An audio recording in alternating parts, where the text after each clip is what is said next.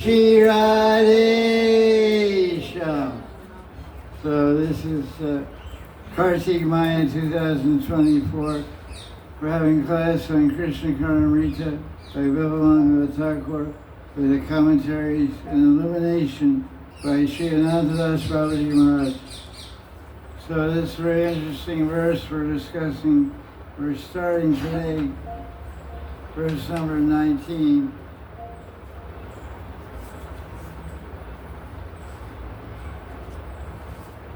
This is in the meter, the chandas, or poetic meter, is called Vasantilak, which is like Brahma Samhita. So he said, Amogda Marda Nailambuja Shumba Yap Shumyamana Harsha Kula Brajavadu Mara Ananendu Arabda Venu Ravam Arta Kishora Mortir Ahir Bhavantu Mama Chaitasi KT Bhava. So this verse number 19 and 20 are prayers. Babaji Thakur is praying for Spurti. Spurti means a profound vision in the mind and the consciousness when one is meditating, which appears almost like real. Spurti is such a realistic experience that you feel what you're seeing, you feel you can reach out and touch that object, that person, that object, or smell it or taste it. But it's all a mental function. Spurti, vispurti are all mental functions in the consciousness during meditation. In Sakshat Darshan, Krishna gives us the eyes that are intense hankering and yearning to have darshan. He gives us the eyes to see him externally. The word Sakshat means directly, eye to eye. So Sakshat Kar or Sakshat Darshan. So there's three forms of seeing Krishna. And Acharyas say usually these three ways of experiencing directly Krishna, mentally or externally, are only happen to one who attains the lofty stage of Bhava Bhakti. So verse 19 and 20, he's praying for himself. Of course, he's having these spurtis. He describes the spurtis he's having, but he's also praying that we also get these spurtis. And that's one thing I was thinking just before class.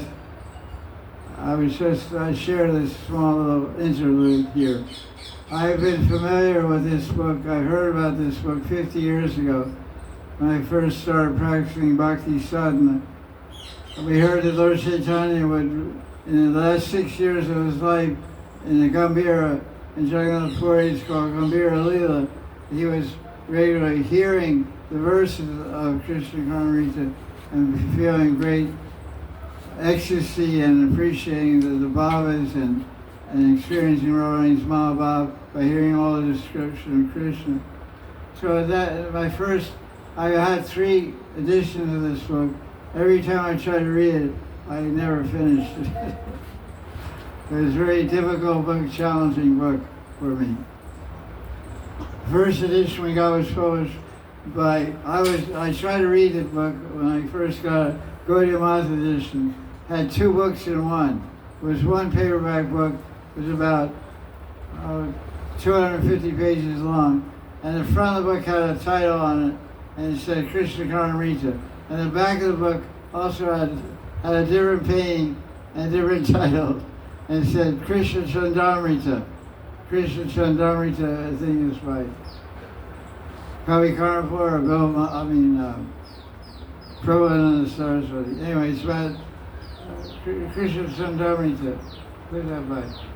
Chaitanya Chandamrita.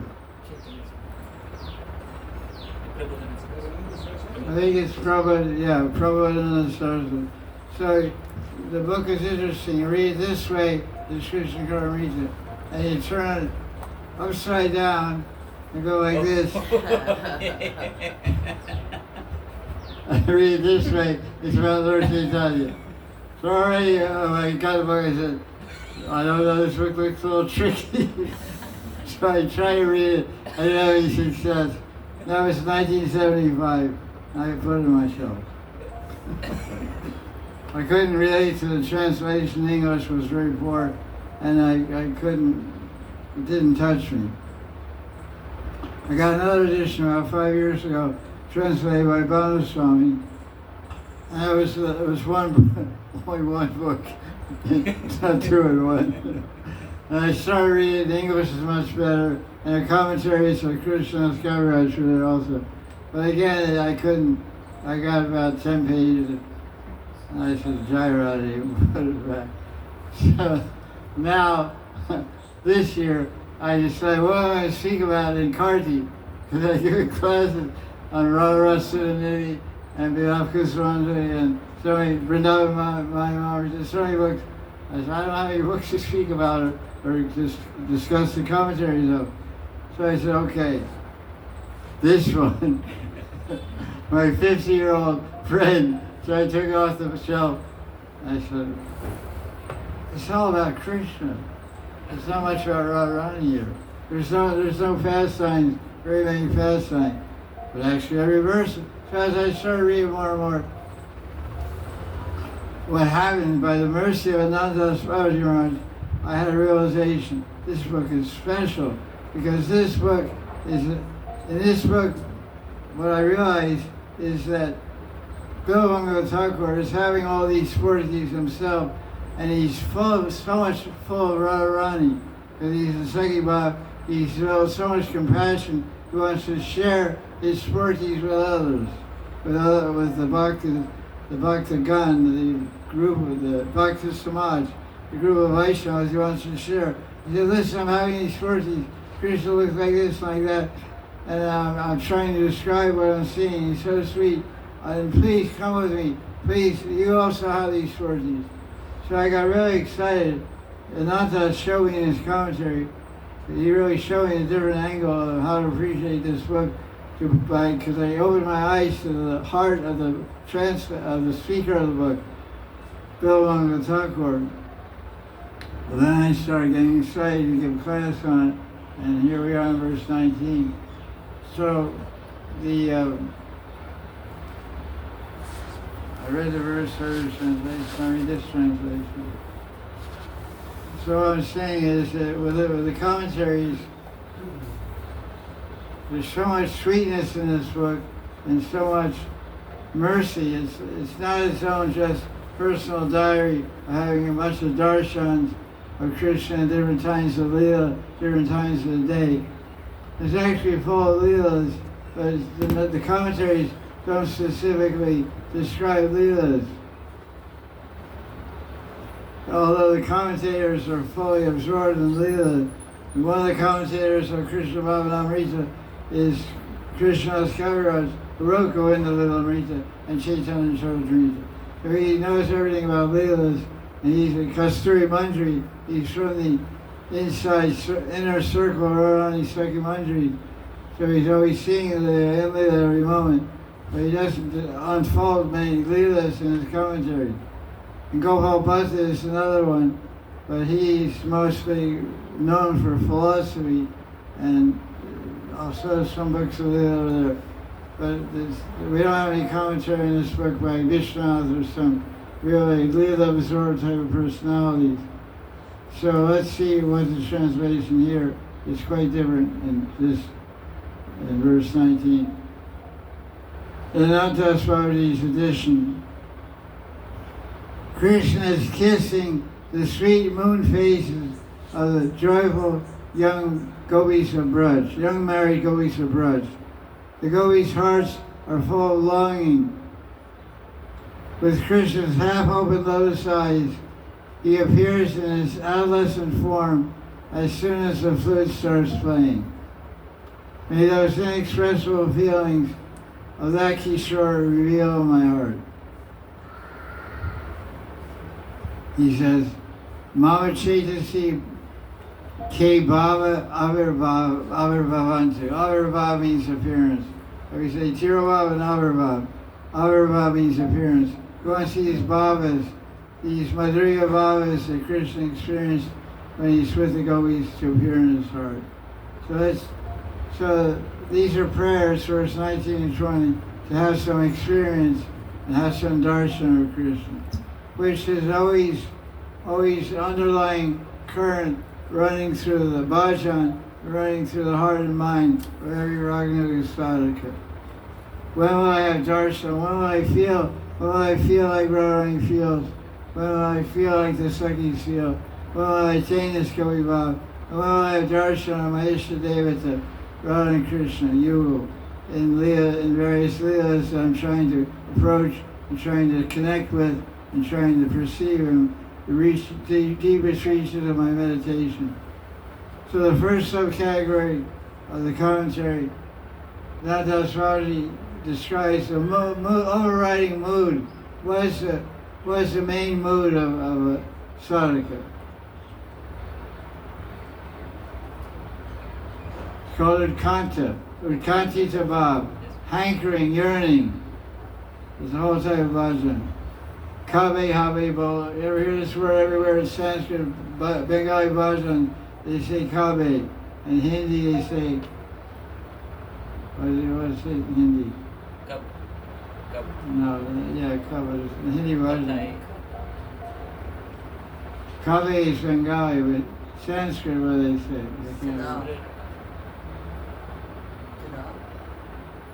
When is Sanskrit? Kada Krishna Siyamam Vivar Kataksha Bhajan. Kada means when. Kabe means when. Kabe Habe Bola Sedinamar. When will that day come? So this means Udkantita, anchoring.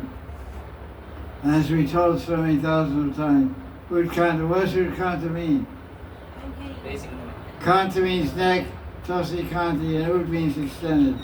So when you're waiting eagerly for someone to come, you're not just looking, okay, when are they coming down? Where are they? You're like, your head, your neck is extended, your eyes are wide open. Where are they? Where are they? That's the mood of bhajan. So Ananta Swami Maharaj says, the heartfelt yearning, the heartfelt prayer of yearning of a devotee. So he says, Krishna, who is a rustic Shekhar, inspires prem ras in the heart of his dear ones. In other words, Krishna puts love, puts prema in the hearts of the devotees, and then he relishes the receiving of that prema given back to him by his devotees. Because if Krishna doesn't put the prema in our heart, we can't get the love of God. So when he wants to favor us, it's his free will. He instills his true Shakti in our heart, and we get prema. Then when that bhava, all the bhavas that go with prema, then we can offer that back to loving and serving Krishna. So, Krishna uses his sweet flute and his young, youthful form to help him in this prem ras venture. Both Krishna's form and Krishna's flute are capable of the power to inject ras in everything, living and non-living. Krishna manifests the Kishore form, which is so attractive, so hypnotic, so beautiful, so enchanting, that he can hypnotize and captivate millions of Kamadevis. So, Lila Shuk is praying, may some of Krishna's bhavas be expressed in my heart. Oh Krishna, please awaken some of the bhavas of your nectar-filled pastimes in his fallen soul. O ocean of prema, please let me hear your mesmerizing flute and see your Navakishore Shamasundar beautiful rupam. At least shower a couple drops of ras in my heart, which is dry and parched as a desert. So in this verse it says, Arda Nayana. It says, Mugdha Arda Nayana. Krishna's eyes are half closed. That's the mind one. So we can ask the question, why are Krishna's eyes half closed? Are they, like many people sitting here, their eyes are half closed? So, there's different causes for me to have clothes. It's too hot, it's too boring, ate too much for lunch, or you're tired. That's 4. We can have more although. Or you're drunk. 5. Or all the above. You're full, you're tired, you're drunk, you're bored. So what's the answer?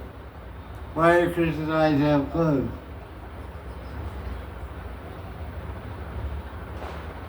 What's the answer? Intoxicated by love. You know about that? yeah. Your eyes light up like she's drunk already. Okay, I believe you. So he says this. Oh, beloved of the gopis, that's Krishna. Oh, Radhanath, you are lost in your own bhava. You are agitated. You're agitated by your own love, in your own love. Your eyes have drunk the intoxicated wine. Your eyes have drunk the intoxicated wine of loving Radharani's Mahabhav. Thus they have closed. So Radharani's Mahabhav, her extreme love for Krishna, her Mahabhav is like a sweet wine which intoxicates Krishna's mind and heart, and he can't keep his eyes open. So that's what he said. So this is all Ananta Babaji's purport. Because he's not citing anyone else, it's his own stream of bhav coming out in the writing. He's speaking to Krishna in the mood of a Saki and the mood of a Manjari, taking inspiration from this verse 19 of Vivekananda Thakur. Sri Ananta Babaji Maharaj goes on to share his ecstasies with us. He and his Manjari Sri was speaking to Krishna. Krishna, Sham, today you have forgotten everything and you're drunk with Radha Prem. Your eyes are drooping. I am ready to sacrifice everything I have for the sweetness of seeing your half-closed eyes. You can only imagine that the author of this commentary, Sri Ananta, is feeling each word and realizing each word he's writing in. I'm ready to sacrifice everything I have to taste the sweetness of your half-closed eyes. Oh, these eyes are so beautiful. Oh, how sweet. Watching your bhav, Srimati, who is full of Mahabhav, is both joyous and agitated. Oh, this English way of describing Bhav Shabalya. It's written here, but in English he's describing it. Bhav Shabalya is when one bhava comes to meets another bhava. Like some beaches of the world, ocean and waves and beaches, the shoreline of the beach is shaped in such a way the waves break and they go like this, and then they run backwards. When the backwards waves, which are smaller, hit the incoming waves, they go boom, and they go up in the air like that. That's called Bhav Shabalya. One motion goes this way, another goes this way. When they meet, they crash and create a third motion. That's what's to be described now. Here, listen. Watching your bhava, Srimati, who is full of Mahabhav, is both joyous and agitated. As if two rivers flowing from opposite directions have met in the middle at a single point. This convergence of the opposite moving rivers causes a huge exaltation that's flooding all creation.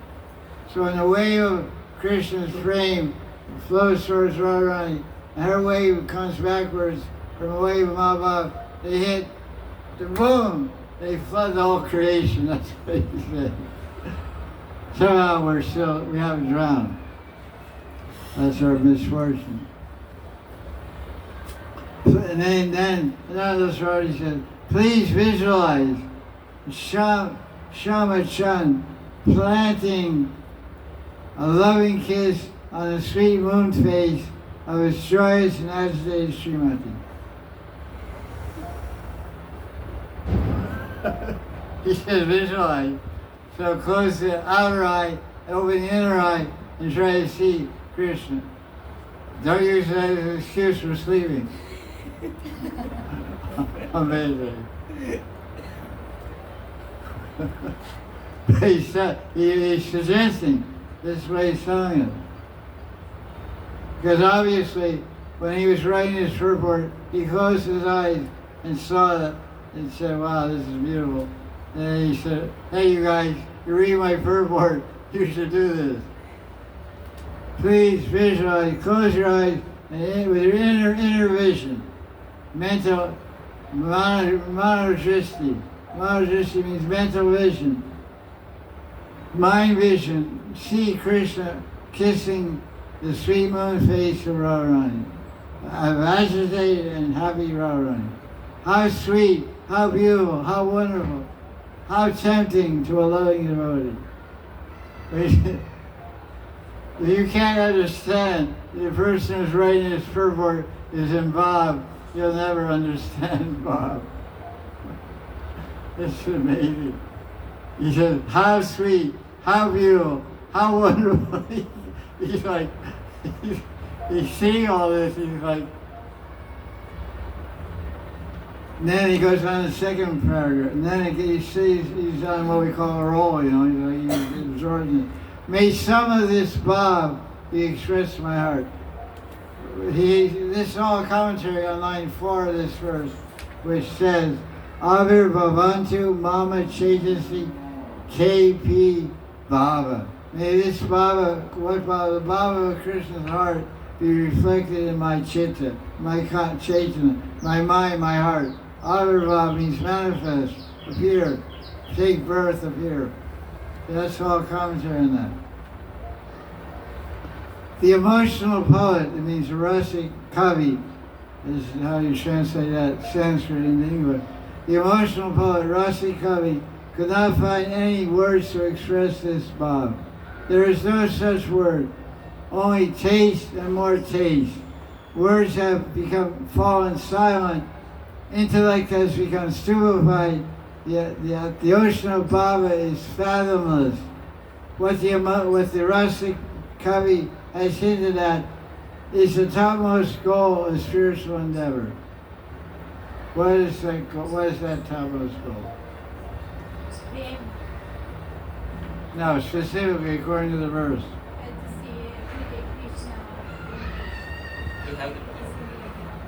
To experience the Bhav, this is what the verse is.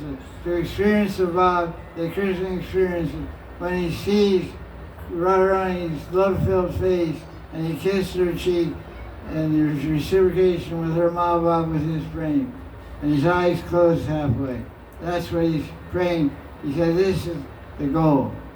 The topmost goal is spiritual endeavor.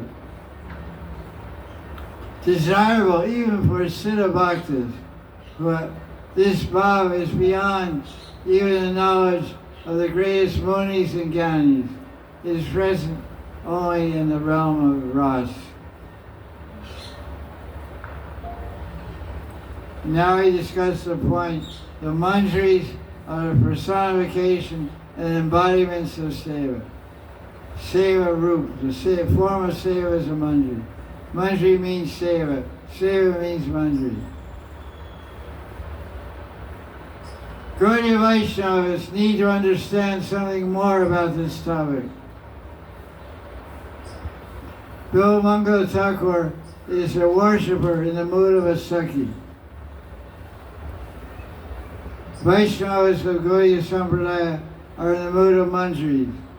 Manjari Bhav is greater than Sakhi Bhav because although Manjaris are constantly swimming in the unlimited ocean of Krishna and Radharani's sweetness, they never forget their seva.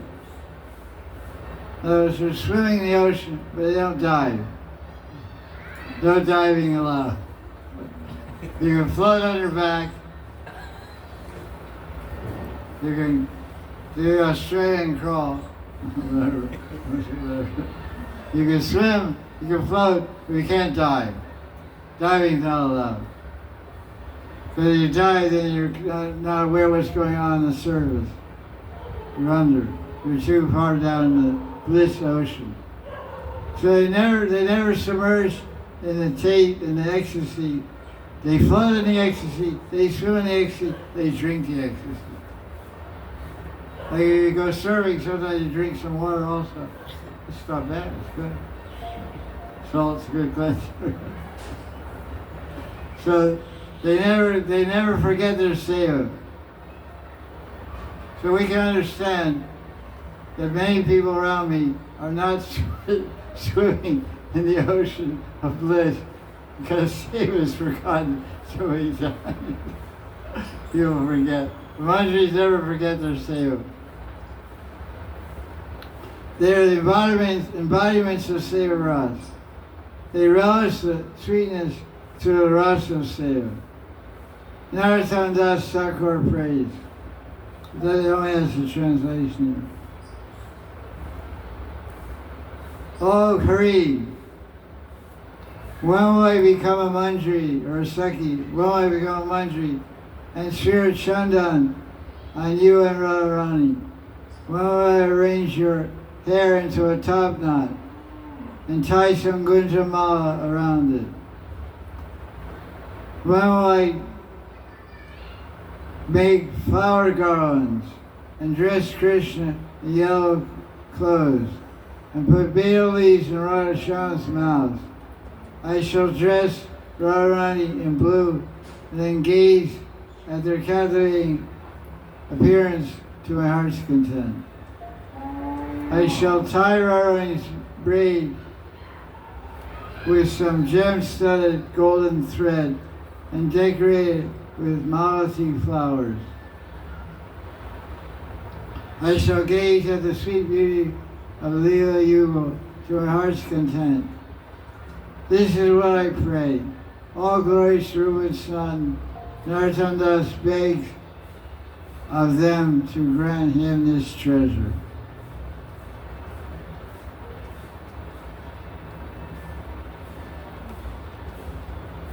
Chaitanya Das says in this verse 19, Leela Shuk is praying to see Krishna in this way, to have closed eyes, playing his flute. This verse 19, I wrote in my other book. This is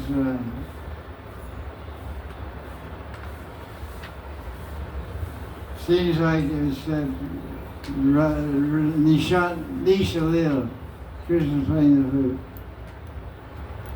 So now there's a section here.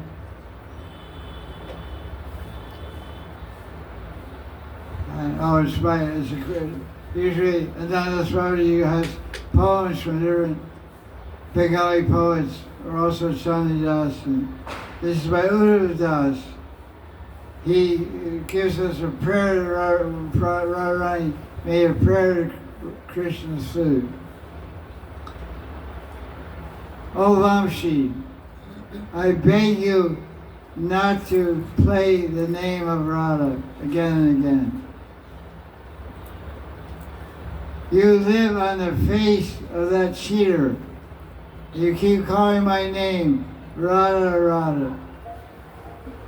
My mother and father, my mother-in-law and father-in-law, if they find out, if they hear this name being called by you, I will be shamed.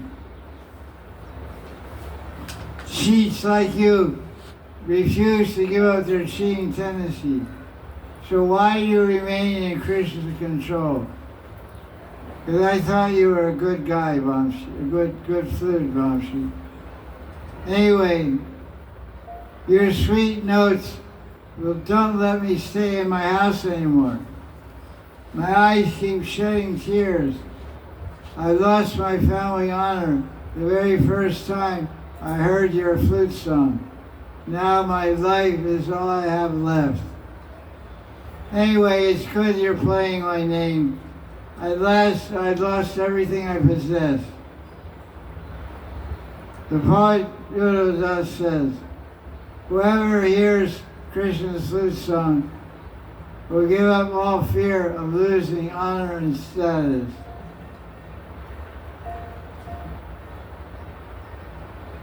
It says in Gita, Arjuna says to Krishna, no, Krishna's preaching Arjuna, he says, dishonor is worse than death. You are famous as Gandiva Raj, as Pandava Vijay, and as Krishna Saka. You have great fame as a great warrior and a great illustrious family. But if you want to take sannyas and leave the battlefield, everybody say you're a coward and you're afraid and you have no courage, you're a bogus kshatriya. So dishonor is worse than death. So Uddhava Das is saying that whoever hears the flute song of Krishna gives up all fear of fame and name and fame, losing his status and his honor. He gives up everything and runs to Krishna. It's very difficult to give up anything. Because when we have anything, whatever stays with us and near us, whatever and whoever stays with us and near us, we become very attached to that object or that person, or that place even.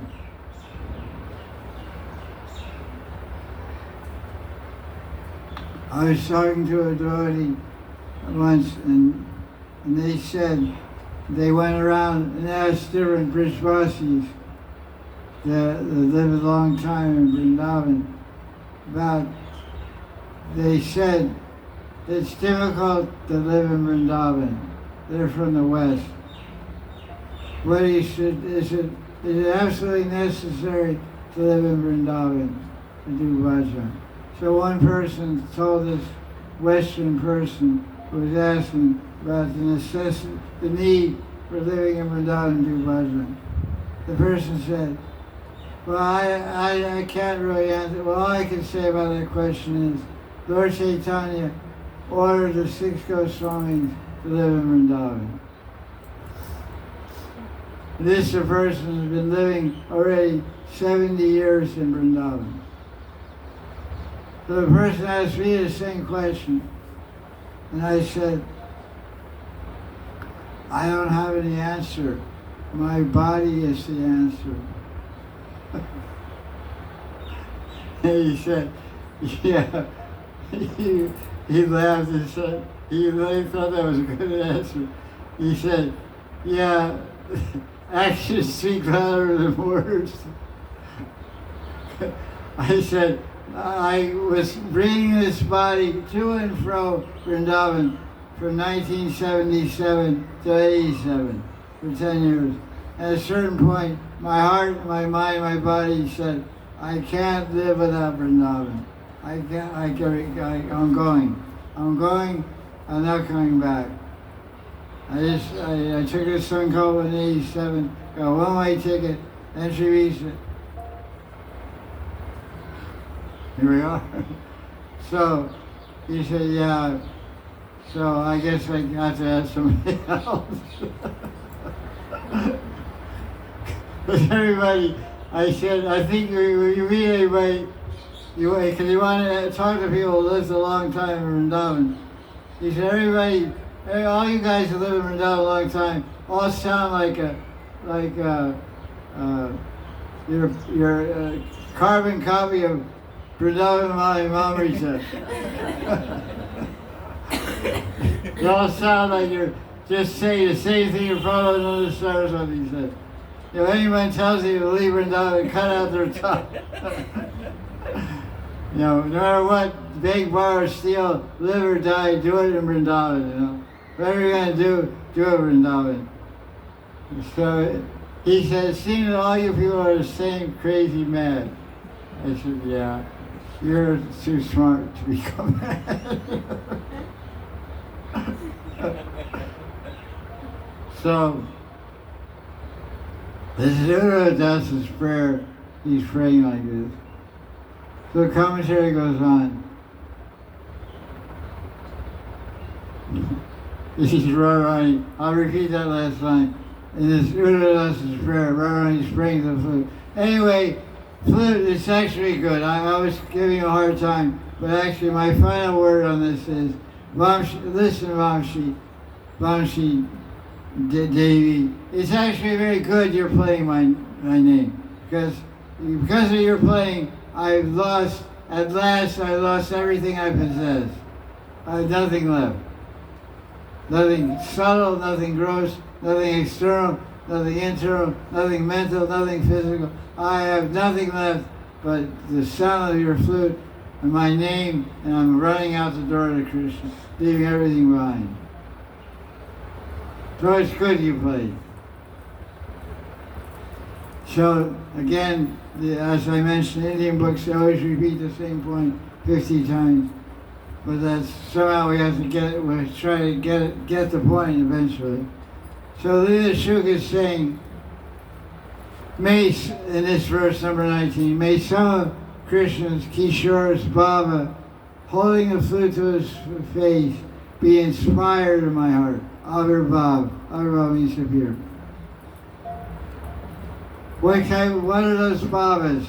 Because he said, may the Baba of Krishna's experience appear in my heart. What are those Babas? It doesn't say which ones.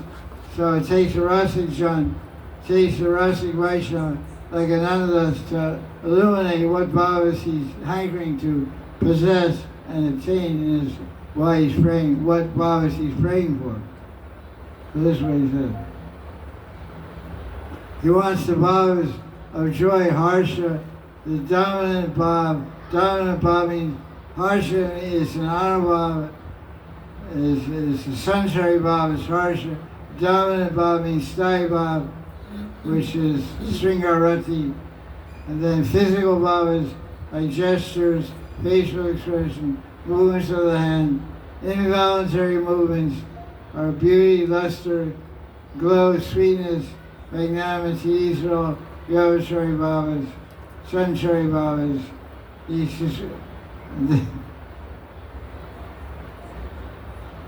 He ends the purport by describing different ideas about Bhavas. So many different forms of Bhava arise and manifest in Krishna's Kishore form. May some of these Bhavas manifest in my heart. If my heart is not full of such self-manifesting in these other Bhavas, how will I describe it? This is the idea of this verse. So that's a very nice verse. I'll read the translation again from this book.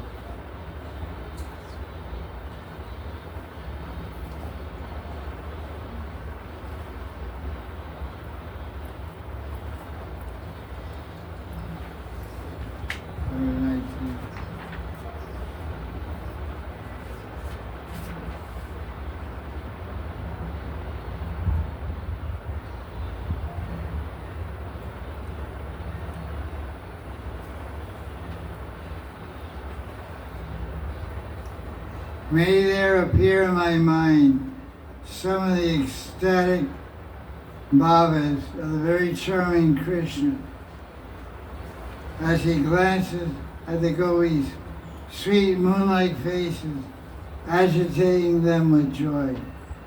Krishna seems to be kissing them with his half-closed eyes as he plays the flute. As he begins,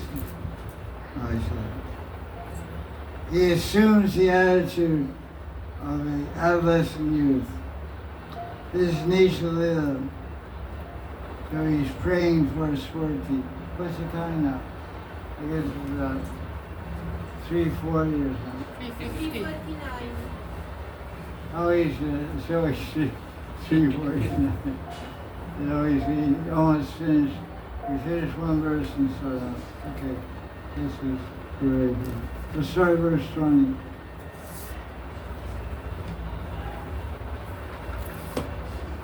So this is verse number 20.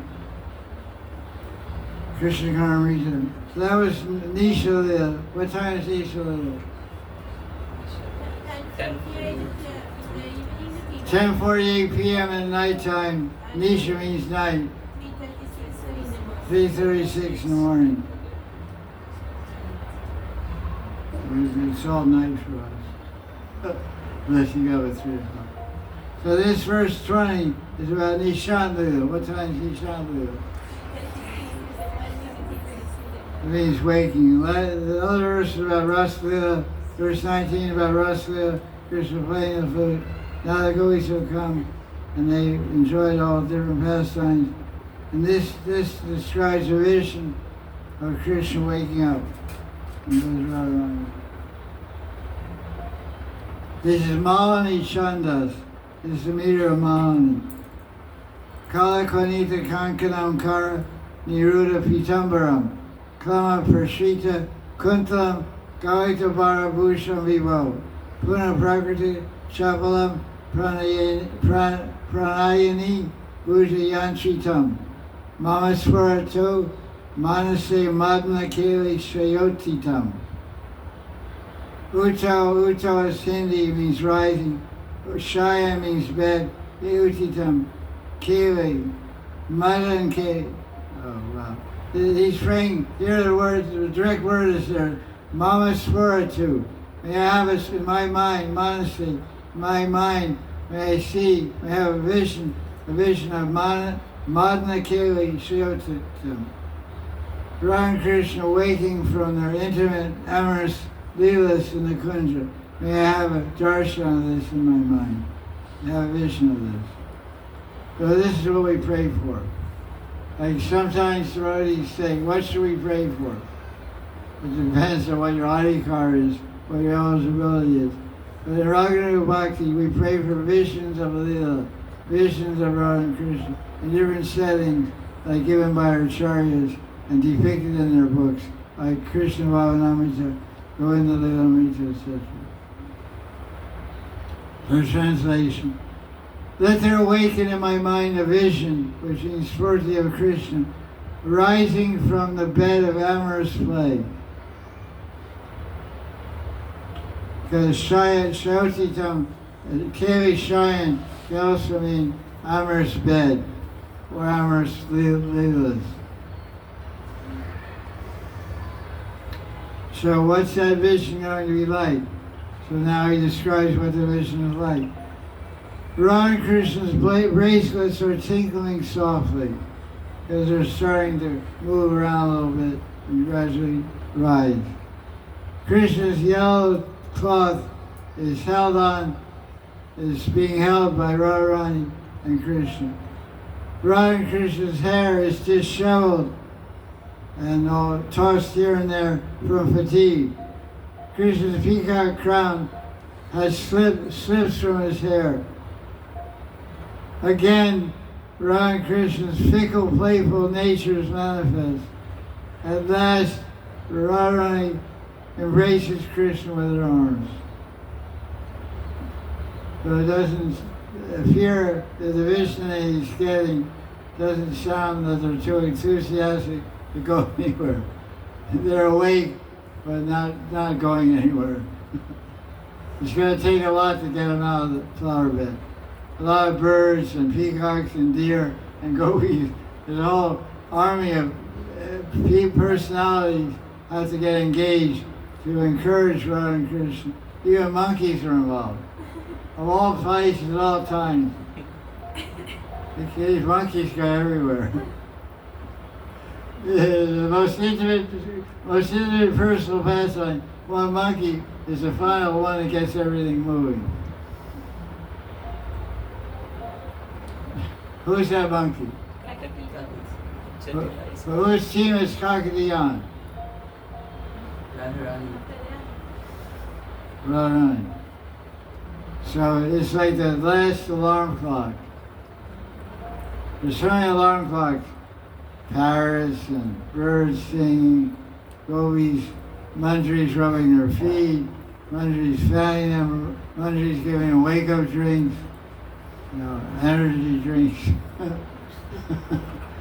So many things. Deer coming and dancing around, peacocks coming and fanning their tails.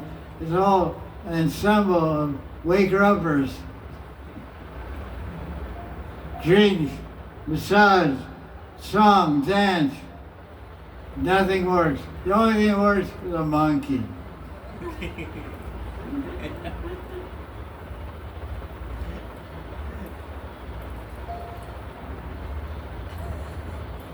Like devices, they buy different kinds of alarm clocks.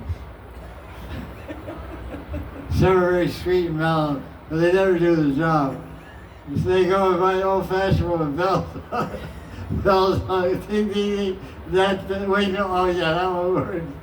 The other one just put you to sleep. So finally, Kakali comes in the